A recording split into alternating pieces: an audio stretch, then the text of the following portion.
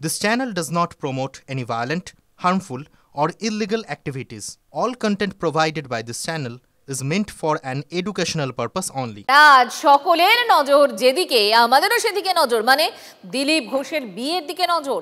ব্রত ভেঙে সংসারী হচ্ছেন দিলীপ ঘোষ, একতা সংঘের প্রচারক। বিয়ের পিড়িতে বসছেন আজ 61 বছর বয়সে, অর্থাৎ 60 বছর পেরিয়ে বিয়ের পিড়িতে দিলীপ ঘোষ। বেশ সাজো সাজো রব। পাত্রী বিজেপির দক্ষিণ কলকাতার মহিলা মোর্চার নেত্রী রিঙ্কু মজুমদার। শেষ মুহূর্তের টাচ আপ সেটাও চলছে, ছবি দেখাচ্ছি আপনাদের। দিলীপ ঘোষের বিয়ের খবরে এই মুহূর্তে তোলপাড় বঙ্গ রাজনীতি। খুব হাই করবে না, মিডিয়াম যাতে গর্জাস, ঠিক আছে? হেভি মোটামুটি।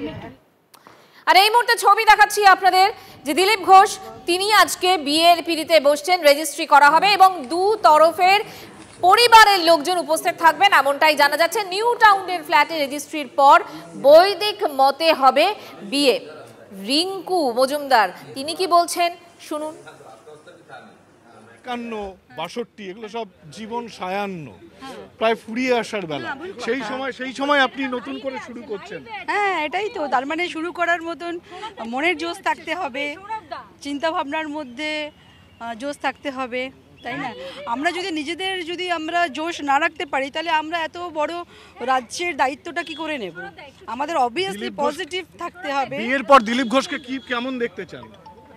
ওনাকে যেরকম দেখছি আরো বেশি, ওনাকে আরো প্রোঅ্যাক্টিভ পলিটিশিয়ান হিসেবে আমি দেখতে চাই। রাজ্য বিজেপির সভাপতি হিসেবে দেখতে চান? That would be our golden fortunate, not my, মানে বেঙ্গলবাসীর কাছে সেটা গোল্ডেন ফরচুনেট হবে উনি যদি প্রেসিডেন্ট হন।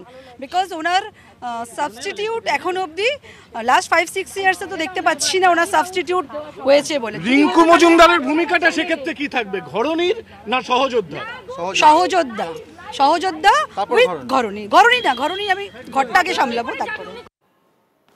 রিঙ্কু মজুমদারের এক্সক্লুসিভ বক্তব্য আপনাদেরকে আমরা শোনাচ্ছিলাম এবং রিঙ্কু কিন্তু ইতিমধ্যেই তার হবু স্বামীর হয়ে ব্যাট করছেন এবং তিনি এই মুহূর্তে বঙ্গ বিজেপির সভাপতি পদে একমাত্র দাবিদার দিলীপ ঘোষ, তিনি অন্তত এমনটাই দাবি করছেন। আর এদিকে যখন দিলীপ ঘোষের বিয়ে নিয়ে বঙ্গ রাজনীতিতে তোলপাড়, ঠিক সেই সময় মেরে ইয়ার কি শাদি হ্যাঁ কে বলছেন?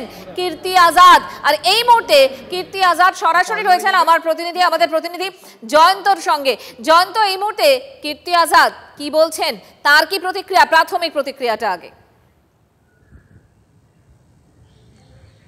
দেখো মঞ্জিরা, যে কথাটা তুমি বললে মেরে ইয়ার কি শাদি হ্যাঁ, এই কথা দিয়ে কীর্তি আজাদ তার বক্তব্য শুরু করেছিলেন। আমার সঙ্গে রয়েছেন কীর্তি আজাদ, যিনি বর্ধমান দুর্গাপুরের এমপি, দিলীপ ঘোষকে হারিয়ে এমপি হয়েছেন। কি বলবেন, আপকা ইয়ার কি শাদি হ্যাঁ?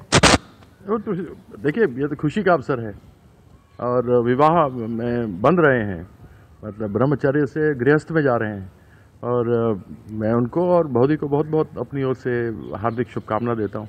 यार मानते हैं? क्यों नहीं, इसमें खराबी कोई दुश्मनी थोड़ा ना है। फिर उनसे दो हाथ होंगे 2026 में। फिर इन लोगों জয়ন্ত, একটা কথা জিজ্ঞাসা করো, দিলীপ ঘোষ হঠাৎ করে বিয়ের এই সিদ্ধান্ত নিলেন, সেটাকে কিভাবে দেখছেন কীর্তি আজাদ? बढ़िया लंबा वैवाहिक जीवन के लिए उनका उम्र दीर्घायु हो, ऐसे मां को স্টুডিও থেকে একটা প্রশ্ন করছেন যে এই বয়সে দিলীপ ঘোষ বিয়ের সিদ্ধান্ত নিলেন, এই ব্যাপারটাকে আপনি কিভাবে দেখছেন যে 61 বছর বয়সে বিয়ে? 61 साल का उम्र है, अभी इस शादी का ये लिए अब क्या कैसे देखते हैं? उनको जब पिछले वर्ष चुनाव में देखा था तो व्यायाम करते हैं, एक्सरसाइज करते हैं, अभी भी कूद के एक्सरसाइज कर रहे थे। तो उम्र से नहीं होता है, अगर प्रेम हो गया, विवाह हो गया तो विवाह हो गया ना। प्रेम की कोई सीमा या आयु नहीं होती है।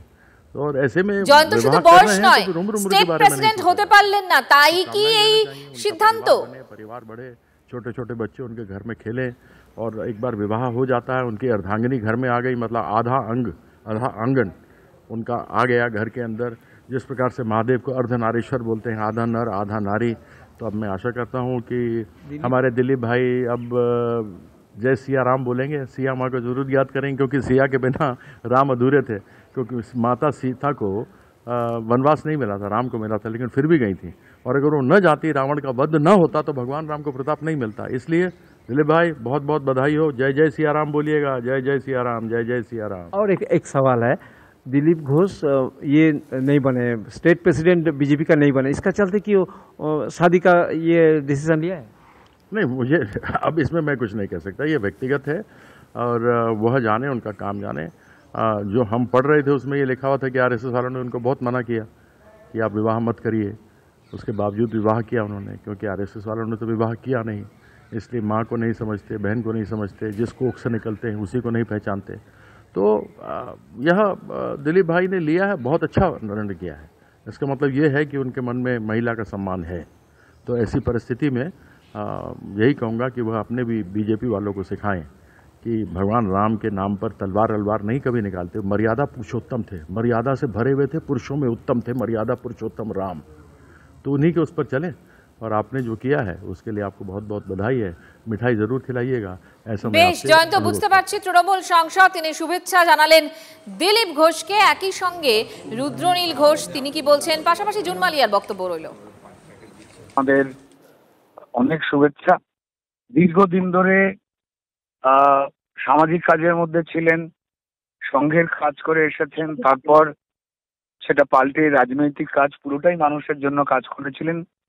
এই ধরনের মানুষ যারা এই ধরনের কাজে ব্যস্ত থাকেন, ফলত নিজের দিকটা বা তার পরিবারের যে দাবি, বাবা মায়ের দাবি, সেগুলো তো মেনটেন করা সম্ভব হয়ে ওঠে না। তবুও তার মধ্যে তিনি যে সামাজিক সম্পর্কে, সম্মানীয় সম্পর্কে আবদ্ধ হচ্ছেন, তার জন্য অনেক শুভেচ্ছা। আধুনিক সময়তে যে ভাবনা চিন্তাগুলো চলে এসেছে সেটা মেনেই দেরিতে হয়ে গেলেও দুজন পরিণত বয়সের মানুষ, পরিণত বুদ্ধির মানুষ, তারা আবদ্ধ হচ্ছেন, খুব আনন্দের কথা। আমি দিলীপদা এবং রিঙ্কুদি দুজনকেই আমি আমার শুভেচ্ছা অভিনন্দন জানাচ্ছি এবং I wish them a very happy wedded life.